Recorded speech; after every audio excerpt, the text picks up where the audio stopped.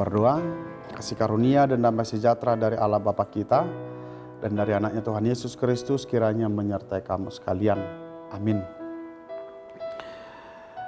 Firman Tuhan yang menjadi renungan dalam satu hari pada pagi hari ini tertulis dalam Mazmur 34 ayat 16. Demikian firman Tuhan.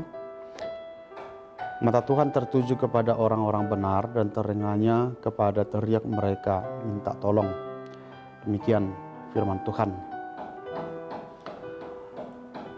Saudaraku yang terkasih dalam nama Tuhan kita Yesus Kristus, umumnya orang yang lepas dari sesuatu bahaya, penyakit, persoalan, pergumulan, dia pasti akan bersuka cita. Ketika ada kesempatan dia pasti akan bercerita kepada orang-orang di sekelilingnya. Misalnya, ketika waktu COVID kemarin, jika ada yang lepas, ada yang sehat, dia pasti akan bercerita bagaimana pengalamannya.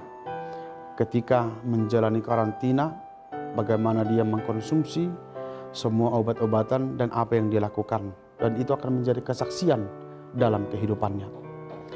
Demikianlah yang kita temukan dalam nas ini. Pemazmur yang dalam hal ini adalah Daud, dia lepas dari pergumulannya. Setelah dia diurapi menjadi raja untuk menggantikan Saul, Saul berulang kali berusaha untuk membunuhnya, bahkan mengerahkan pasukan untuk mengejar dan membunuh Daud. Tetapi Daud selalu terlepas dari semua pengejaran Saul. Berangkat dari yang dialami inilah, maka Daud menuliskan Mazmur ini sekaligus mengajak kita untuk meniru apa yang diperbuatnya. Dalam nas ini secara tidak langsung Daud mau menyampaikan tidak ada yang luput dari perhatian Allah. Semua kejadian yang ada di dunia ini. Bahkan Daud menyaksikan bahwa Allah selalu memperhatikan semua kehidupan manusia. Apa yang kita perbuat, apa yang kita alami, bahkan apa yang ada dalam pikiran kita sekalipun, pasti Allah mengetahuinya. Itu sebabnya dalam nas ini Daud menyaksikan mata Tuhan tertuju kepada orang-orang benar. Tentunya nas ini menyadarkan kita kepada dua hal.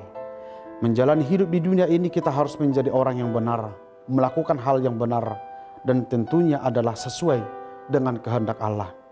Tentunya kita diajak untuk senantiasa menyelaraskan kehidupan kita kepada kehendak Allah, mendekatkan diri kita kepada Allah dengan doa dan juga di dalam ibadah kita.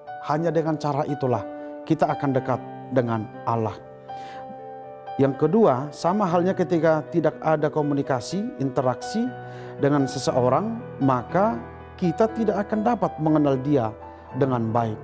Sebaliknya ketika kita sering berkomunikasi, sering interaksi, maka kita akan dapat mengenalnya dengan baik. Apa yang berkenan dan yang tidak berkenan juga pasti akan kita ketahui. Di tengah kesusahan, kesulitan, pergumulan yang kita alami dalam hidup ini, apakah itu di tengah keluarga, pekerjaan, hidup sehari-hari, senantiasalah berseru kepada Tuhan. Berteriaklah kepada Tuhan, yakinkan dirimu, Tuhan pasti akan mendengarkannya. Untuk itu tugas kita saat ini adalah bagaimana kita mendekatkan diri kepada Allah. Dengan begitu, ketika kita berdoa, ketika kita berteriak, Tuhan pasti akan mendengarkan kita. Tuhan hadir dalam kehidupan kita dimanapun kita berada. Amin. Kita berdoa. Terpujilah Engkau ya Tuhan untuk firman-Mu yang sudah kami dengarkan, mengingatkan kami mata Tuhan tertuju kepada orang-orang benar. Untuk itu kami harus berjuang menjadi orang yang benar dalam hidup kami. Kemanapun kami melangkah, apapun yang kami perbuat, apapun yang kami kerjakan, harus menunjukkan ketaatan, kepatuhan kami kepadamu. Bukan hanya ketika dalam gereja ini, bukan hanya ketika dilihat oleh orang-orang yang kami kenal, tetapi kami juga harus menunjukkan ketaatan, kesetiaan kami dimanapun kami berada. Berkatilah seluruh anggota jemaat-Mu kemanapun mereka melangkah dalam satu hari ini. Sertai mereka. Dalam Kristus Yesus kami berdoa dan mengucap syukur. Anugerah Tuhan kita Yesus Kristus, kasih setia Allah Bapa dan persekutuan Roh Kudus kiranya menyertai kamu sekalian. Amin.